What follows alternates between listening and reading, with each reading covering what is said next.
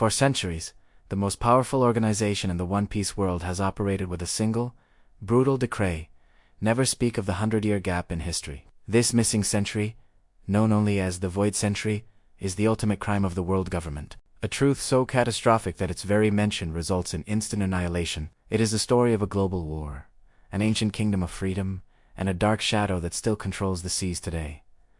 But what really happened during those 100 years? What secret justifies the murder of an entire island of scholars? We are going deep into the greatest mystery in all of One Piece, the Void's timeline.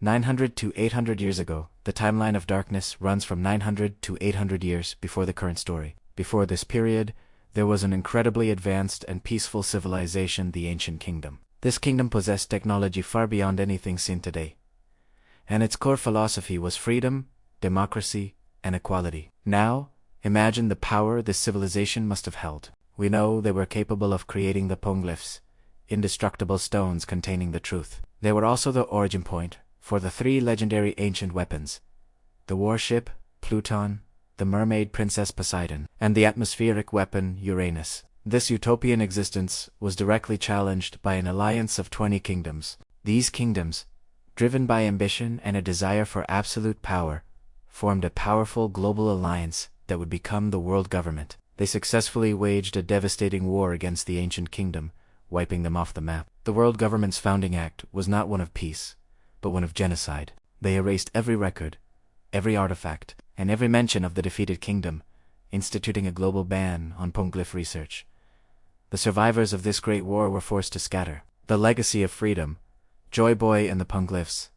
The only evidence of the Ancient Kingdom's history are the crafted by the Kosuke clan of Wano. These stones are not just history books. They are the last testament of the defeated. There are 3 types: historical Poneglyphs, which contain the true history; instructional Poneglyphs, which give locations to the ancient weapons; and the full route Poneglyphs, which map the path to the final island, Laugh-Tale. The most important name associated with this lost history is Joy Boy. This figure, who lived 800 years ago, was a massive failure. He was the original owner of the sun god Nika Devil Fruit and a key ally of the Ancient Kingdom. Joy Boy made a promise to the mermaid princess of the time, Poseidon, which he failed to keep. This broken promise is recorded on the Poneglyph, found on Fishman Island. His story is one of defeat, yet it carries the entire prophecy of the world's liberation. Luffy's entire destiny is tied to this man. He has inherited the very spirit and fruit of Joy Boy, destined to complete the task that the first failed to do, to bring the dawn to the world. The truth at the top. Aimu and the Celestial Dragons, the victors of the Great War, became the Celestial Dragons, who are essentially the descendants of the 20 founding families. They moved to the Holy Land of Mariedwa and declared themselves divine rulers of the world. But above even the 5 elders, who are the public face of the world government, there is a true shadow ruler.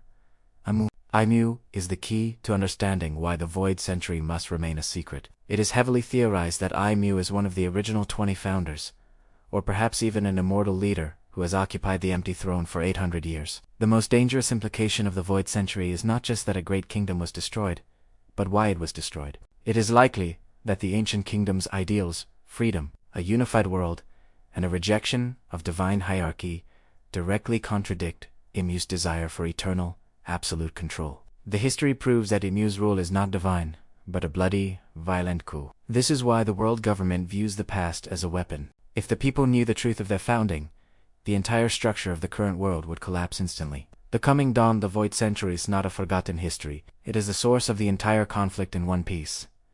Every island Luffy visits, every corrupt king he overthrows, is a direct result of the war that ended 800 years ago. The Poneglyphs are the truth. The ancient weapons are the power. And Luffy, as the second Joy Boy, is the catalyst. The final war will not be just a fight between pirates and marines. It will be the final, Delot, battle of the Void Century. It will be the end of the old world and the beginning of the dawn that Joy Boy once promised. Do you think the Void Century contains an even darker secret than a coup? What do you believe the Ancient Kingdom's true name was?